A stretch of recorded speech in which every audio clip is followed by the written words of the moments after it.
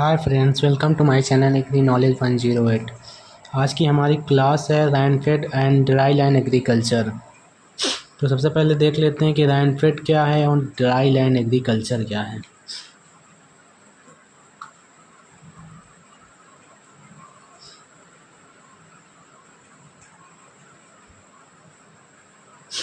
Rainfed का अर्थ होता है कि वर्षा आधारित कृषि, एक ऐसी भूमि जो केवल और केवल वार्षिक वर्षा पर निर्भर होती है। यह कृषि वर्षा के ऊपर ही निर्भर होती है, किसी तरह की कृत्रिम सिंचाई नहीं की जाती है।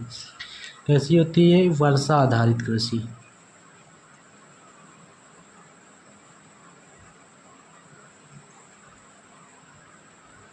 वर्षा आधारित कृषि। दूसरा है ड्राई लैंड एग्रीकल्चर।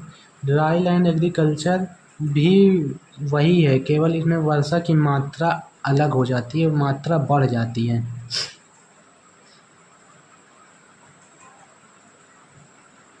ये भी एक ऐसी कृषि की तकनीक है जिसमें कि केवल और केवल वर्षा पर ही निर्भरता के रूप में कृषि की जाती है। केवल वर्षा पर ही निर्भर होकर कृषि की जाती है, बिना किसी सिंचाई के। बिना सिंचाई के कृषि।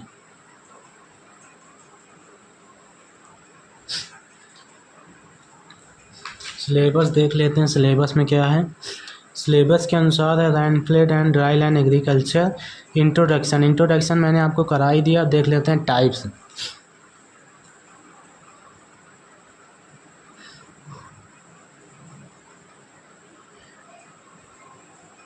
Types of dry land agriculture या dry land farming.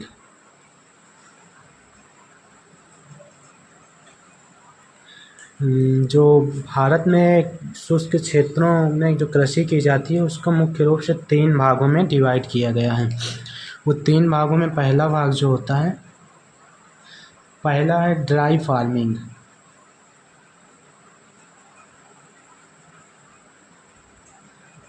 Dry farming वह खेती होती है जो कि ऐसे स्थानों पर की जाती है जहाँ पर वार्षिक वर्षा कम से कम 750 मिलीमीटर या इससे कम हो।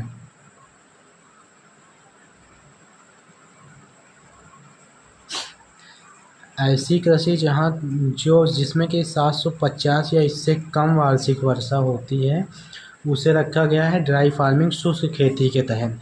दूसरी होती है ड्राई लैंड फार्मिंग।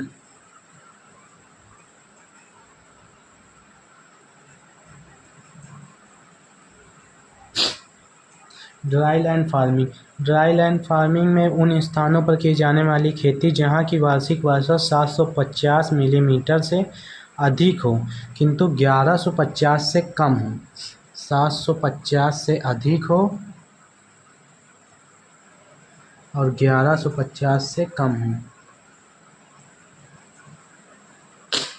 और तीसरा होता है वर्षाधीन खेती, यही रेनफेड एग्रीकल्चर या रेनफेड फार्मिंग।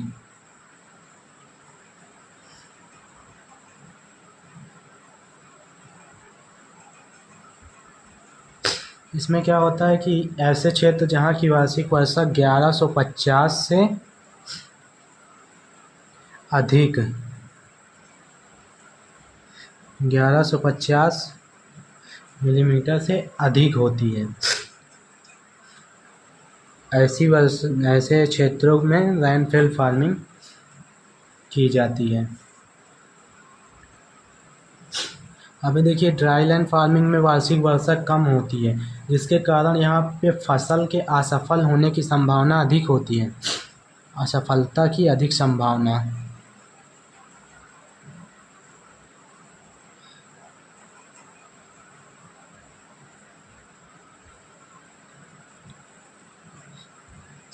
इसमें क्या होगा, इसमें उससे कम होगी क्योंकि यहाँ पे वार्षिक वर्षा जो है बढ़ रही है तो असफल होने के कारण भी बढ़ जाएंगे, तो यहाँ पे असफलता के कम कारण हैं।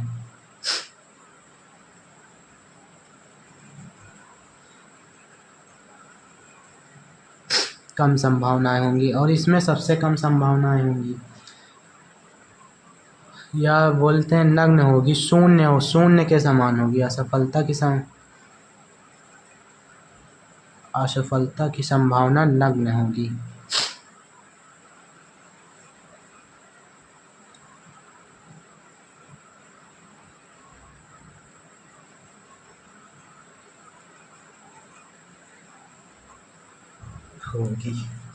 तो ये हो गया types of dry land farming.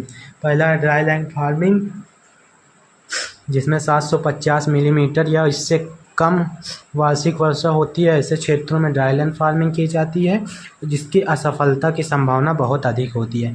फिर दूसरा है ड्राई लैंड फार्मिंग, जहाँ पे 750 से 1150 वार्षिक वर्षा होती है, ऐसे क्षेत्रों में की जाती है और यहाँ पे असफलता की संभावना है ड्राई फार्मिंग की अपेक्षा कम होते हैं।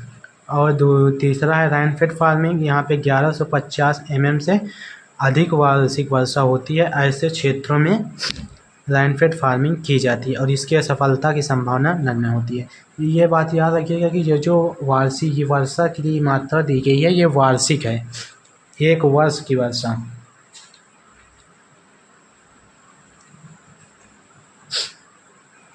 अब देख लेते हैं फैक्टर।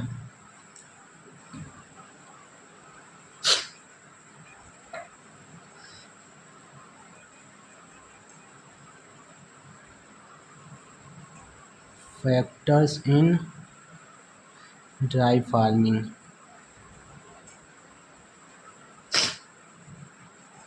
ड्राई फार्मिंग को प्रभावित करने वाले कारक कौन से होंगे? पहला तो एक जलवायु होगी और दूसरा वहाँ की मृदा। के दो ही कारण मुख्य रूप से होंगे, पहला है जलवायु और दूसरा होगा मृदा। जलवायु अपने देश के अंदर शुष्क कृषि में लगभग 20 या कम वार्षिक वर्षा होती है।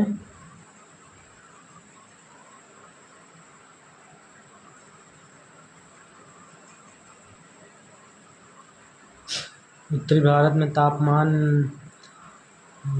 60 डिग्री से 94 डिग्री फ़ारेनहाइट, दक्षिण भारत का तापमान 74 डिग्री से 92 डिग्री फ़ारेनहाइट के बीच या इससे कम होता है, जिसके कारण जलवायु अगर गर्म होगी तो वहाँ पे जलवायु अगर गर्म है तो वहाँ पे शुष्क खेती करनी पड़ेगी। वार्षिक वर्षा यदि नहीं होगी, शुष्क जलवायु है, तो वहाँ पे ऐसे कारण उत्पन्न हो सकते हैं। इसलिए जलवायु होगा इसका प्रमुख कारण।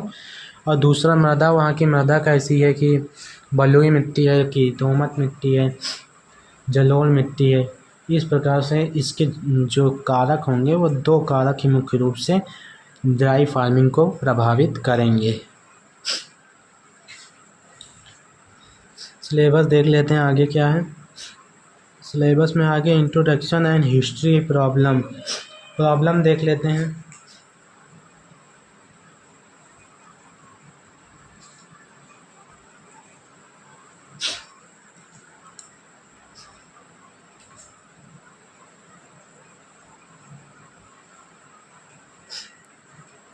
Problems of dry farming.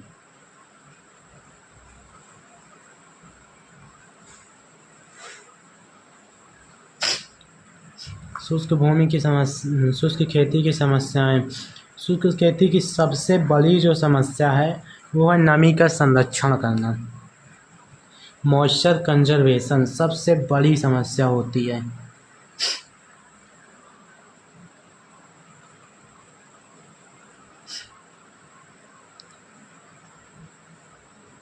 Moisture conservation, इसको बोलेंगे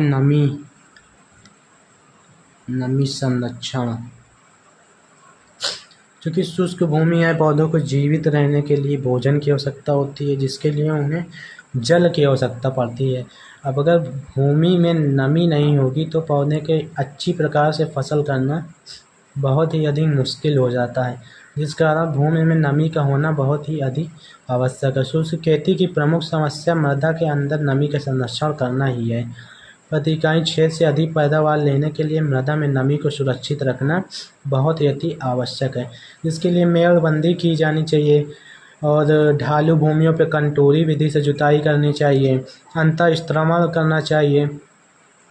जीवांश पदार्थ भी डाल सकते हैं, जीवांश खाद, जिससे नमी संरक्षित रहती है। और इसके अलावा मल्चिंग का प्रयोग किया जा सकता है, जिससे फसल को पर्याप्त नमी प्राप्त होती रहे। दूसरा सबसे बड़ा कारण है खरपतवार नियंत्रण, वीड कंट्रोल।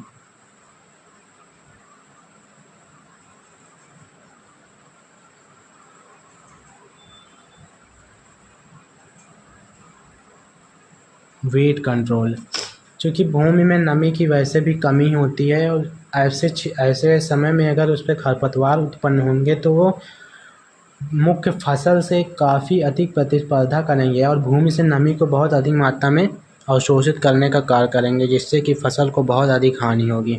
अतः इससे आवश्यक है कि भूमि में खरपतवार का नियंत्रण किया जाना बहुत ही आवश्यक हो जाता है। शुष्क क्षेत्रों में खरपतवार नियंत्रण भी बहुत प्रमुख समस्या है, क्योंकि खरपतवार संचित मृदा से नमी का काफ़ी भाग उत्स्वेदन प्रक्रिया द्वारा उड़ा देते हैं। अतः खरपतवार को नियंत्रित करके ही उगाई जाने वाली फसल के लिए परिस्थितियों के अनुसार विभिन्न खरपतवार नियंत्रण विधियों का प्रयोग कर सकते हैं तथा खरपतवार नियंत्रण के लिए निराई गुड़ाई, खरपतवार नियंत्रण, वीडीसाइड आदि के प्रयोग के द्वारा खरपतवार का नियंत्रण किया जाना चाहिए। Thanks for watching video. मिलते हैं अगले वीडियो में, तब तक के लिए धन्यवाद।